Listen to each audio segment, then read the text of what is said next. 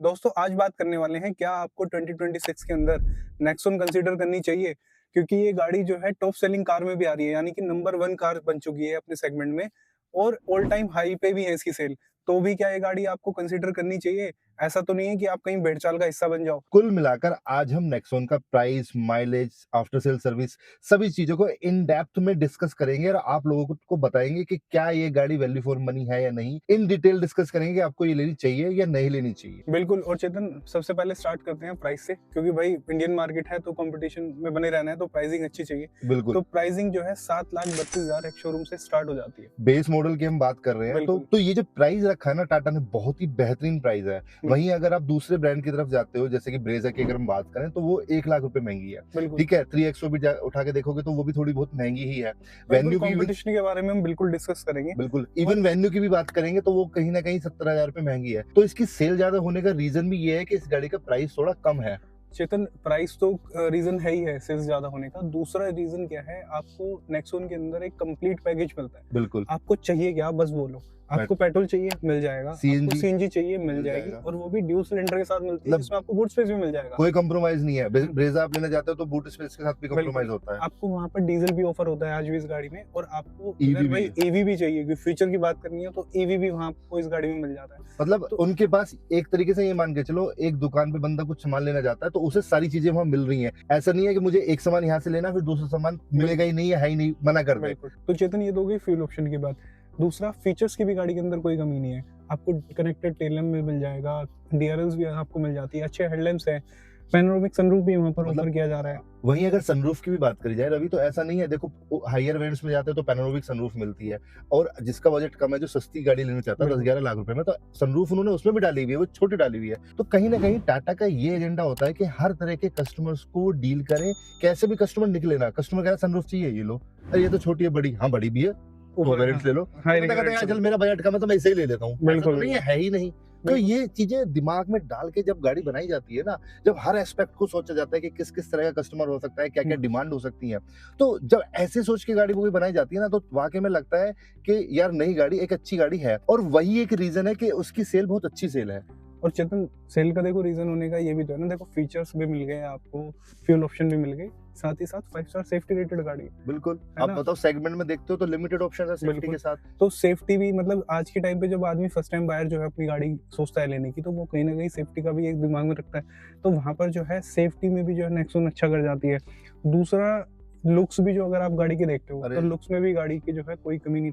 रवि मुझे इस सेगमेंट में अगर मैं लुक्स की बात करूं चाहे आप फ्रंट लुक देखो रियर लुक देखो मुझे सबसे बेस्ट नेक्सॉन लगती है मतलब लुक में उसका वाकई में कोई तोड़ ही नहीं है वो जो बिल्कुल। आगे की लाइट्स हैं वो जो एलईडीज हैं वो यार मतलब मेरे को वाकई में बहुत पसंद है खैर ये अपना अपना ओपिनियन हो सकता है बिल्कुल, बट लुक्स किसी के लिए भाई हाँ हो सकता है कि किसी और गाड़ी की ज़्यादा अच्छी लग रही हो उसको, बट जो अगर ओवरऑल लुक्स अच्छी हैं ओवरऑल आप देखोगे ना गाड़ी को तो कहीं से ऐसा मतलब ये आपको नहीं लगेगा कि यार ये ठीक नहीं लग रहा। हो लुक्स की सकता वजह है से कि कोई आप उसे लुक से रिजेक्ट ज़्यादा कन्विंस ना हो उससे, हो सकता बिल्कुल है। बट अटपटे जैसा कुछ नहीं उस गाड़ी के अंदर देखने के लिए मिलता है। जैसे मेरी इग्निस के अंदर पीछे से बहुत अटपटी दिखती है, वैसा कुछ नेक्सॉन के हाँ अंदर जो है, नेक्सॉन बहुत अच्छी लुक्स में आती है गाड़ी। और साथ ही साथ लुक्स ही नहीं मतलब चलो एक तो चीज होती है बाहर से लुक्स देखी जब आप गाड़ी के अंदर बैठते हो तो वो भी जो कलर कॉम्बिनेशन उन्होंने दिया हुआ है वो भी ठीक है मतलब ऐसा नहीं है कि वो भी अजीब सा लग रहा है बिल्कुल। तो ओवरऑल मतलब आपके एक्सपीरियंस को ऐसे तो नहीं बिगाड़ेगी रवि सारी चीजें सही है लेकिन एक चीज बहुत देखी गई है कि जो नेक्सॉन के अंदर इंजन आता है उसको कहीं ना कहीं थोड़ा सा क्रिटिसाइज किया जाता है रीजन है उसकी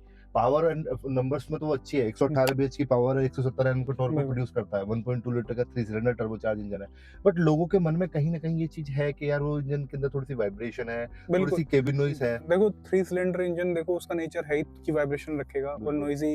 देखो टाटा के इंजन्स रहे ही हैं हमेशा से। बिल्कुल। ऑल्दो अगर आप इन्हें पहले वाले इंजन से कंपेयर करेंगे BS6 फेज़ हाँ, 1 वाले से, तो वो कहीं न कहीं थोड़ी-सी पहले से कंट्रोल। इम्प्रूवमेंट हुआ है बिल्कुल बट इम्प्रूव। स्टिल आपको वो चीज़ें तो उसमें देखने को मिलेंगी। अगर आप इससे ब्रेज़ा से भी कंपेयर करते हो ना चेतन, तो वहाँ पर जो इंजन है ब्रेज़ा के अंदर वो काफ़ी अल्ट्रा स्मूथ हो जाता है। बट अगर पावर फिगर्स की बात तो करते हो, उसके तो उसके सामने तो देखो कहीं भी नहीं है। 20% के अराउंड जो है पावर फिगर आपको ज़्यादा देखने के लिए मिलेंगी नेक्सॉन में, क्योंकि वहाँ पे आपको 101 बीएचपी के करीब जो है देखने के लिए मिलती है और यहाँ पे आपको 118 बीएचपी के अराउंड देखने के लिए मिल रहा है। और टॉर्क भी में भी डिफरेंस है, 136 एनएम का टॉर्क ब्रेज़ा देती है और 170 एनएम का टॉर्क ये तो आपकी मतलब नेक्सॉन मैं देगी। महँगी भी लूँ और हाँ, उसके बाद मुझे पावर्स जो है वो थोड़ी कम देखने के लिए मिले, तो मैं वहाँ पर जो है नॉइज़ के साथ थोड़ा ज़्यादा डील कर लूँगा। हाँ, वाली है ना, मुझे परफ़ॉर्मेंस मुझे वहाँ पर ज़्यादा मिल रही है, तो मैं वहाँ पर ज़्यादा ध्यान देना चाहूँगा।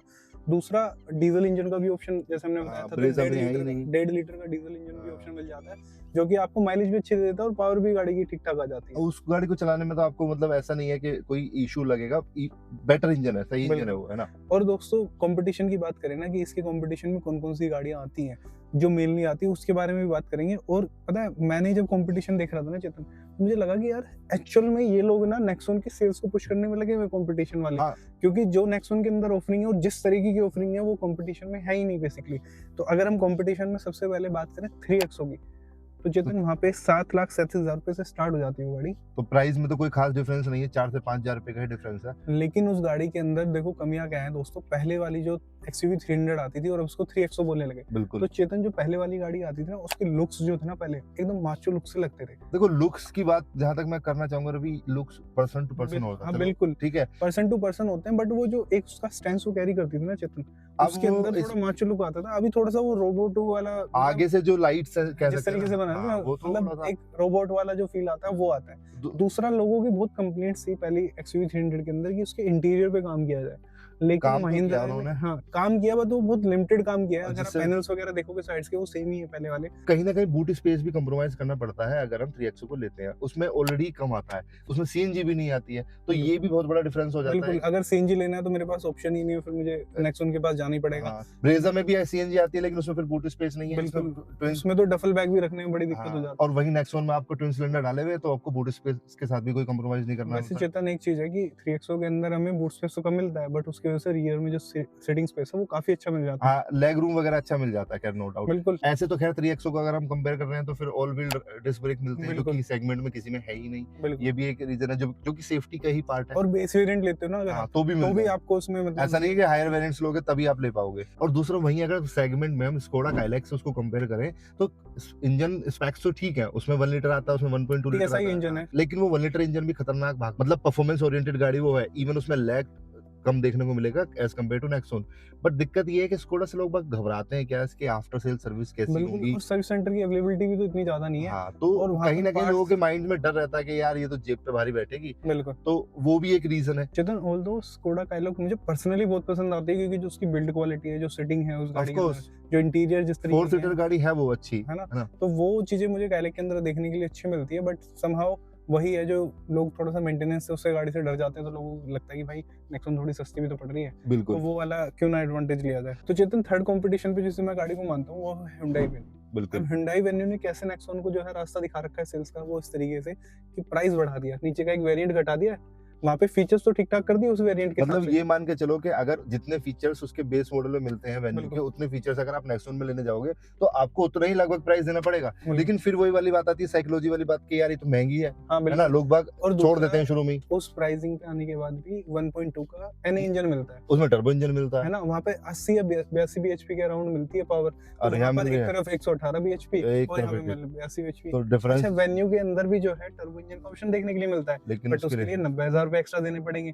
तो यार जो मुझे बेस वेरिएंट से ही जो 7,35,000 रुपए मैं दे रहा हूँ, उसी वो से वेन्यू में आपको और मतलब 1.5-2 लाख रुपए एक्स्ट्रा देने पड़ेंगे बिल्कुल। जब जाके मिल पाएगा। और वो भी उससे कम ही पावर प्रोड्यूस कर रहा है, तो क्यों ना मैं भाई नेक्सॉन ही ले लूं। तो ये जो एक चीज है बायर के दिमाग में आती है कि यार ये पावर तो लगभग वही मिल रही है। और सबसे बड़ी बात, वेन्यू की सेफ्टी का भी कुछ पता नहीं है, जबकि बिल्कुल। नेक्सॉन 5 स्टार सेफ्टी वाली गाड़ी है, बिल्कुल। तो कहीं ना कहीं बट ये भी वहाँ लोगों के वेन्यू मन में में जो आता है। है एक आपको फिट एंड फिनिश की क्वालिटी जो है वो हाँ। थोड़ी सुपीरियर देखने के लिए मिल जाएगी। बिल्कुल। खैर नेक्स्ट गाड़ी की तरफ बढ़ते हैं, जो कि है ब्रेजा, जिसको मैं शायद लगता है सबसे पहले कंपेयर करना चाहिए था, क्योंकि वो कभी किंग हुआ करती थी अपने भाई सेगमेंट के मैंने अंदर। इसको कंपैरिजन में चौथे पे इसलिए रखा हुआ है दोस्तों, क्योंकि है ना प्राइस वाइज सबसे महंगी है। 8,26,000 रुपए की आती है ये स्टार्टिंग प्राइस, इसका बिल्कुल। इतने से है लगभग 1 लाख रुपए महंगी पड़ती है दोनों की, अगर आप बेस मॉडल को लेने बिल्कुल। जाओगे, और इस गाड़ी के साथ पता है बुरा दोस्तों क्या हुआ है, इसको ना GST का बेनिफिट नहीं मिला। क्योंकि इसमें 1500 सीसी का इंजन आता है जिसमें कोई खास रिबेट नहीं मिला है। वहीं जितने भी 1200 सीसी के इंजन है उनका जो जीएसटी है वो 28% से 18% आ गया है, बिल्कुल। बट उस पे अभी भी 40% ही लग रहा है। तो टैक्स ज्यादा होने की वजह से वो गाड़ी महंगी भी है। बिल्कुल, एक तो GST का बेनिफिट नहीं मिला, और दूसरा अगर CNG वेरिएंट लेते हैं तो वहाँ पे बूट स्पेस नहीं मिलता है, जैसे हमने पहले ही बताया। बिल्कुल, तो ये और- भी एक बड़ा डिफरेंस है ना? आ जाता है। और इंजन ऑप्शन भी उसमें नहीं है। बिल्कुल,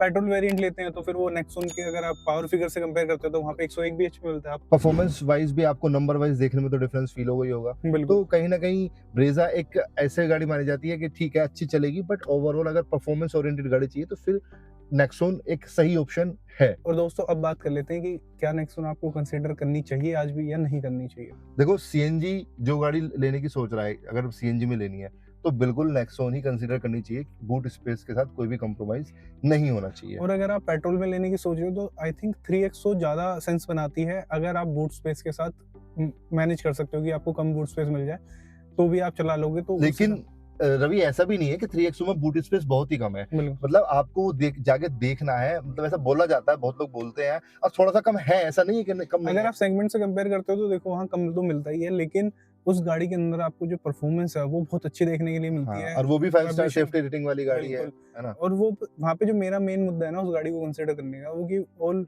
4 व्हील डिस्क ब्रेक के अंदर वो गाड़ी आती है जो सेगमेंट में ऑफर नहीं हो रहा। अगर आप बेस वेरिएंट भी लेने जाओगे तो भी आपको वो चीजें उसमें मिल जाएगी। बिल्कुल, और चेतन साथ ही साथ एक चीज है, देखो टाटा मोटर्स की रीच जो है ना ज्यादा है बिल्कुल। सर्विस सेंटर्स की। तो अगर आपके यहाँ पर सर्विस सेंटर महिंद्रा से अगर आप कंपेयर कर रहे हो तो अगर सर्विस सेंटर आपकी टाटा की अवेलेबल है तो आपको ऑफ कोर्स नेक्सॉन के साथ ही जाना चाहिए। और साथ ही साथ जैसे सर्विस सेंटर की बात आ ही रही है तो जैसा हम हमेशा वीडियो में आपको बताते हैं कि टाटा के सर्विस सेंटर पे जो फीडबैक है वो कांस्टेंट नहीं है। वहाँ पे अप एंड experience डाउन मिलेंगे अच्छे किसी का मिलते बहुत हैं। अच्छा है, किसी का बहुत बेकार है, हाँ। किसी का फिर सही चल रहा है। आपको गाड़ी लेने से पहले अपने नियर सर्विस सेंटर में भी चेक कर लेना है कि वहाँ पर लोगों का customer- एक्सपीरियंस आ कैसा बिल्कुल रहा। बिल्कुल। तो दोस्तों ये था हमारा फुल ब्रेकअप नेक्सॉन को लेके। कैसा लगा आपको कमेंट सेक्शन में जरूर बताना। और अगर अभी भी कोई डाउट है तो please do let us know in comment section. जो भी डाउट होगा हम उसका रिप्लाई देने की कोशिश करेंगे विद इन 24 आवर्स। तो दोस्तों आज की वीडियो में बस इतना ही, जल्दी मिलते हैं नेक्स्ट वीडियो में, जब तक के लिए राम राम।